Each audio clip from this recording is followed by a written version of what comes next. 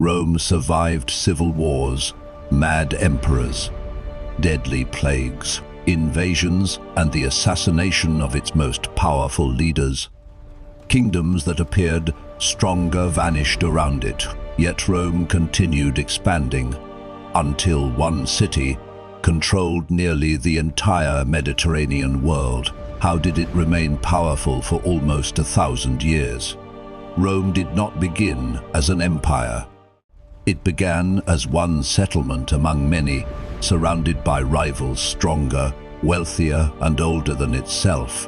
The Etruscans dominated the north, Greek cities controlled the south, and hostile tribes occupied the hills beyond Rome's walls. Survival came first. Conquest came later. Early Rome could not afford a permanent professional army. When war came, farmers left their fields and formed battle lines. They fought to defend their land, families, and political rights. Victory brought territory. Territory produced more soldiers. And every successful war made the next war easier to win. Roman armies lost battles, sometimes catastrophically. But defeat rarely ended the war. Rome recruited new soldiers, raised new taxes, rebuilt destroyed armies, and returned to fight again. Its greatest advantage was not invincibility. It was the terrifying ability to absorb disaster without surrendering. Rome did not always fight with superior weapons. Instead, it borrowed whatever worked: armor from one enemy, weapons from another, battlefield tactics from conquered rivals. The legion survived because it could change. Rome transformed its enemies' greatest strengths into Roman strength. A Roman legion did more than march and fight. Its soldiers built roads, bridges, walls, and fortified camps. After traveling all day, they could construct an organized defensive position before sleeping. The army carried Roman engineering wherever it went. Rome did not simply destroy every defeated community. Some retained local leaders. Others received protection, trade privileges, or paths towards citizenship. In return, they supplied taxes and soldiers. Rome's enemies could become allies, and its allies could eventually become Romans. Then came Hannibal. He crossed the Alps and crushed Roman army after Roman army. At Cannae, tens of thousands of Roman soldiers were killed in a single day. Many powers would have negotiated. Rome refused. It rebuilt its forces and continued the war for years. Rome avoided Hannibal's strongest army and attacked his resources. It carried the war into Spain, then into North Africa.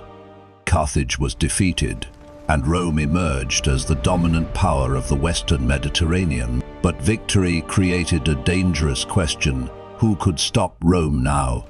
Roman victories brought unimaginable wealth, but they also brought corruption, inequality, and political violence. Generals became more loyal to their armies than to the Republic. Civil wars followed. Julius Caesar seized power and was assassinated by men who claimed they were saving Rome. After another generation of war, Caesar's adopted heir emerged victorious. Octavian became Augustus. He claimed to restore the Republic, but controlled the army, provinces, and government. Rome still had senators and elections. Yet behind the old institutions stood one man with imperial power. Rome connected its territories with roads, bridges, and ports. Messages traveled rapidly. Taxes reached the government. Merchants carried goods between distant provinces. And when rebellion began, Roman soldiers could arrive before it spread. The roads advertised civilization, but they were also instruments of control. The emperor could not govern millions of people alone. Rome depended on provincial governors, tax collectors, and wealthy local families. Cities managed many of their own affairs. As long as taxes arrived, Order survived and loyalty remained unquestioned. Rome controlled the top. Local leaders controlled everything beneath it. Roman law defined contracts, property, citizenship, and punishment. Not everyone was treated equally. Slaves possessed almost no protection, and provincial communities faced heavy demands. But written rules made imperial power predictable. Rome was not held together by violence alone. It was held together by administration. Grain sailed from Egypt and North Africa. Wine traveled from Italy and Gaul. Oil arrived from Spain. Spices and luxury goods came from far beyond Roman territory. Protected sea routes fed enormous cities and convinced distant provinces that remaining inside the empire could be profitable. Roman identity was not limited to people born in Rome. Over time, provincials adopted Roman clothing, names, language, and customs. Local gods entered Roman temples. Foreign soldiers became citizens. In 212 AD, citizenship was extended to nearly every free inhabitant of the empire. Rome kept absorbing outsiders. Rome's borders were not continuous stone walls. They were networks of forts, rivers, roads, and allied communities. Soldiers guarded them, but they also traded, married, and settled there. The frontier separated Rome from its neighbors. It also connected them. During the 3rd century, Rome was attacked from almost every direction. Emperors were murdered. Armies fought one another. Disease spread. Provinces broke away. For a moment, the empire appeared finished, but once again, Rome changed before destruction became permanent. Emperor Diocletian reorganized taxation, strengthened the army, and divided authority between several rulers. The system was harsh, but it made the enormous empire easier to defend. Rome survived because its institutions could be dismantled and rebuilt. Even when the old system had stopped working, Constantine built a new imperial capital at Constantinople. It stood between Europe and Asia, protected by water and positioned beside vital trade routes. Political power shifted eastward. Rome remained the empire's symbolic heart, but its future now depended on a different city.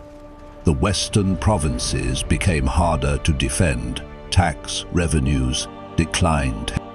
Civil wars consumed soldiers. Germanic groups entered Roman territory, sometimes as invaders, sometimes as allies. The empire still possessed armies and emperors, but the central government was gradually losing the power to command them. In 410 AD, Visigothic forces entered Rome. The city that had commanded the Mediterranean was plundered. The psychological shock traveled across the empire. Rome had survived military disasters before, but now the eternal city itself could no longer protect its own streets. In 476 AD, the young Emperor Romulus Augustulus was removed from power. There was no final battle, no last legion defending the palace. The Western imperial government simply ended after centuries of weakening authority. But this was not the end of Rome.